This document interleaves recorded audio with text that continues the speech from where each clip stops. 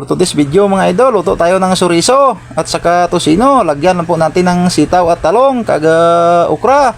Ayan na nga po mga idol, natapos ko na pong ginayat yan kay na. Tingnan nyo yan mga idol kung paano ko yan lutuin. At agad na po nating hugasan para malinis. Kadalawang bisis ko hinugasan yan. Kayo yan mga idol, kung hindi pa kayo nakaluto nito, panoorin nyo lang kung paano ako magluto.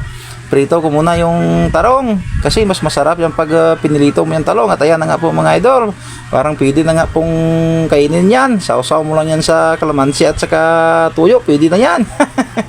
At agad ko namang i-prito yung ating sitaw. First time ko nakaluto nito mga idol. Kayo, nakatry na ba kayo magluto nito? Alat samba na naman na pangluto to. Pero pinapangako ko sa inyo, sobrang sarap to mga idol. Nakaluto na ko nito dati, mga 1 year na guro ang nakalipas. Na alala ko kanina, ito naman pala yung lutuin ko, mura lang. At ganyan lang po ang ginawa ko sa chorizo. Huwag yung ilaga yung chorizo kasi pag nilaga yun yan, hindi na yan magparang sarsa. At yung tocino naman, kinuha ko lang dyan at ginayat lang ng maliliit. Malinis po yung kamay ko ha, naghugas po ako dyan kanina, baka sabihin nyo na naman. Hindi naman ako nag-gloves. Kung ayaw nyo mo sa nuluto ko, wag naman kayong tumingin dyan. At ayan na nga po mga idol, nag-isa na po ako. Yung ginamit ko na oil, yung natira kanina sa ating pinirito na talong at saka sitaw. Wag yung masyadong lakasan yung apoy kasi madaling masunog yung ating bawang. At nilagay ko na po yung ating chorizo at saka tocino. Simple lang namang lutuin to mga idol. Kahit kayo, kayang-kaya nyo to. Oh.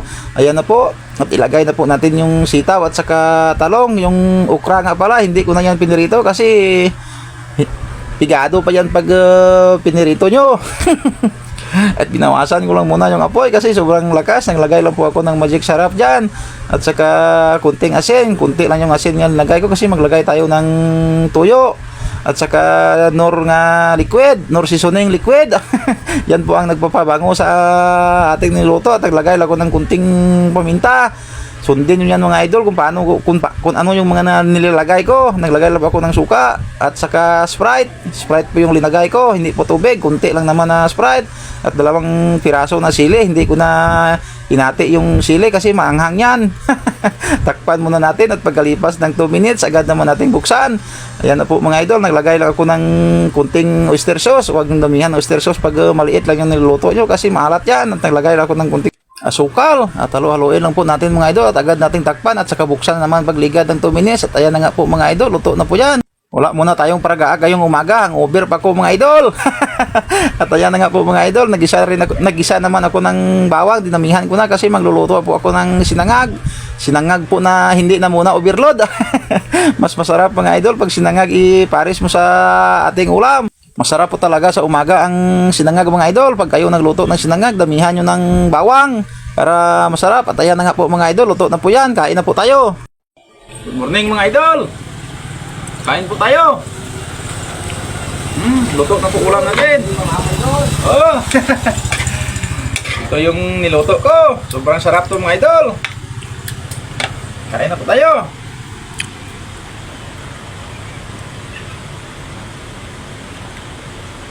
Amen. Atak na mga idol.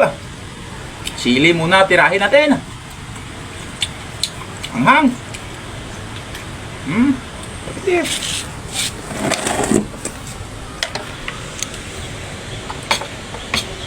Isang bandihado na sinangag.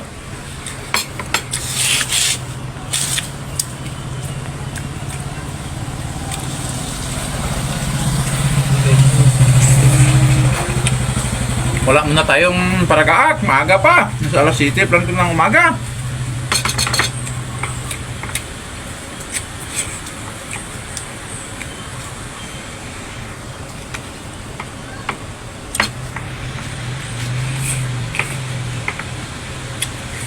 Mga doy, ang sarap ka na dyan. Malanggit.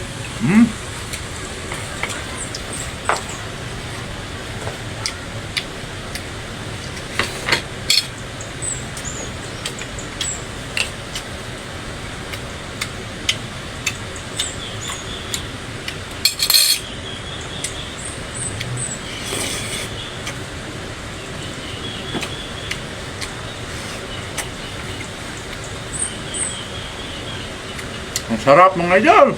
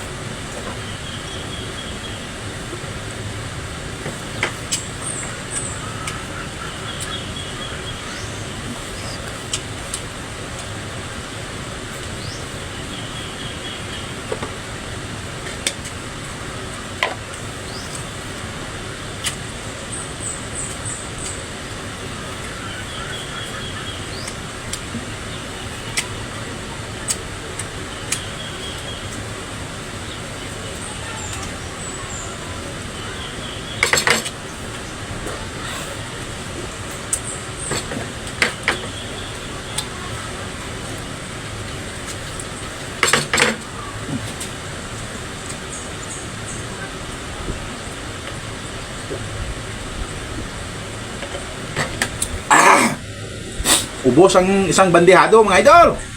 Busog na po ako. Thank you for watching. Bye bye.